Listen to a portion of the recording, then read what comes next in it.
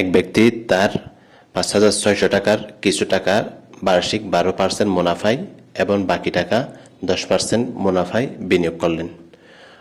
অর্থাৎ ৫৬,০০০ টাকার কিছু টাকা ১২% মুনাফায়, আবার কিছু টাকা বার্ষিক 10% মুনাফায় বিনিয়োগ করলেন।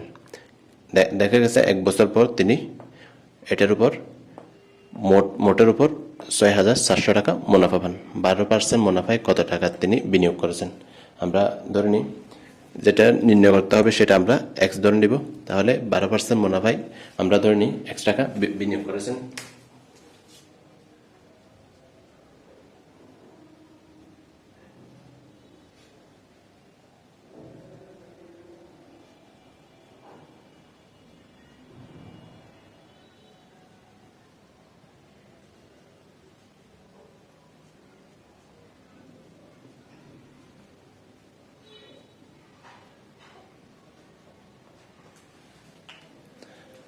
যদি ১২% মুনাফায় বিনিয়োগ করেন এক্স টাকা, তাহলে 10% মুনাফায় কত টাকা বিনিয়োগ করেছেন? তাহলে আমরা যদি ৫৬ থেকে এই এক্স বাদ দিই, তাহলে আমরা যা পাবো সেটা হচ্ছে 10% মুনাফায় বিনিয়োগকৃত টাকা।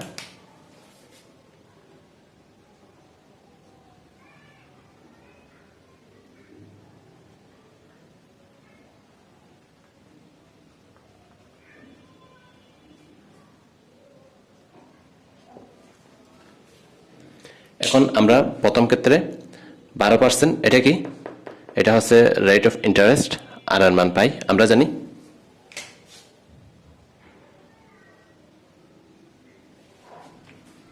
I is equal to P and R. P হচ্ছে মূলধন, N হচ্ছে সময়, আর হচ্ছে কত পার্সেন্ট হারে সে বা কত পার্সেন্ট মুনাফায় সে বিনিয়োগ করেছে সেটা। তাহলে আমরা এখানে কি কি পাই? প্রথম ক্ষেত্রে ১২% মুনাফার ক্ষেত্রে বিনিয়োগ করেন কত টাকা? এক্স টাকা। তাহলে প্রথম ক্ষেত্রে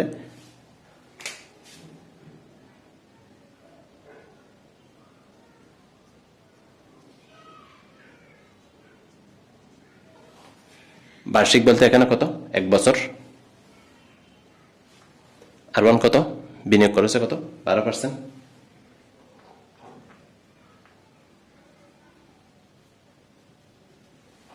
এক্স ইন্টু ১২, তাহলে এক্সটা আমরা পরে লিখব। একইভাবে দ্বিতীয় ক্ষেত্রে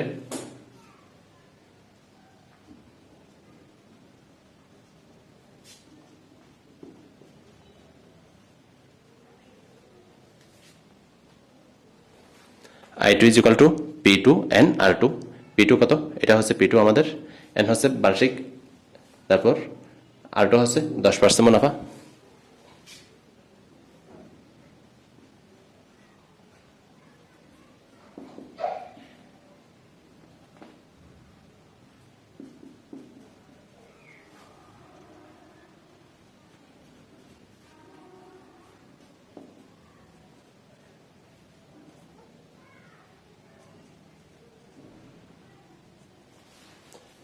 এক বছর পর এটা হচ্ছে কত দিনের জন্য? ১ বছরের জন্য, আর এটা হচ্ছে ১ বছরের জন্য।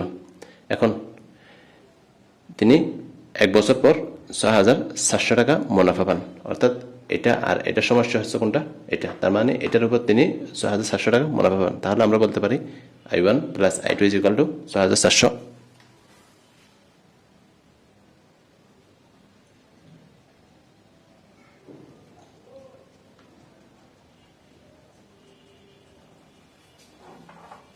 মানগুলো বসাই দিই।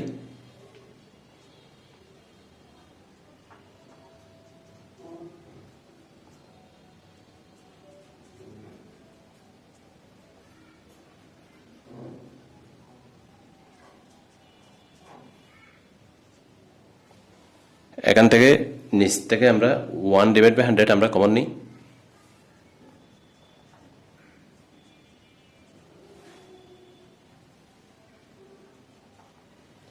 ৫৬,০০০ সাথে আমরা যদি ১০ দ্বারা গুণ দিই, আমরা পাই এখানে ৮টা শূন্য বৃদ্ধি পাবে।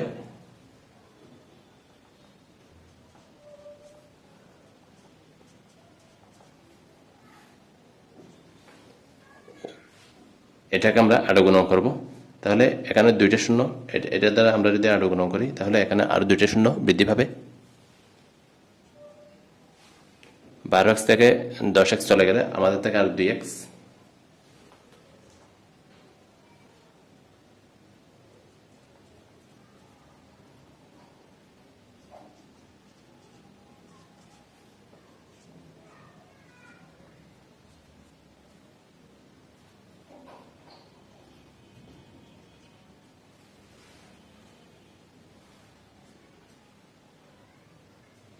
এটা প্লাস আছে, এটা যখন পক্ষান্তর করব এটা হয়ে যাবে মাইনাস।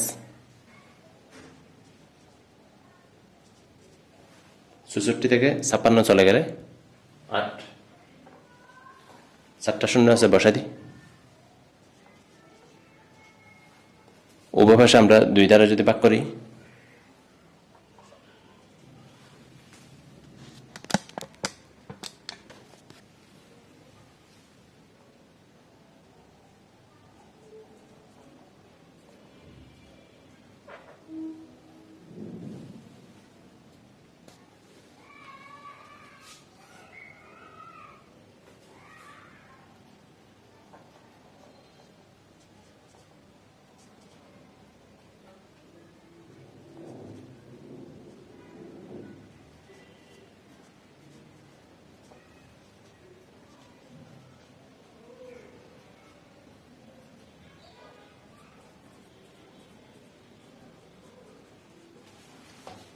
তাহলে 12% মুনাফায় বিনিয়োগ কত? 40,000 টাকা।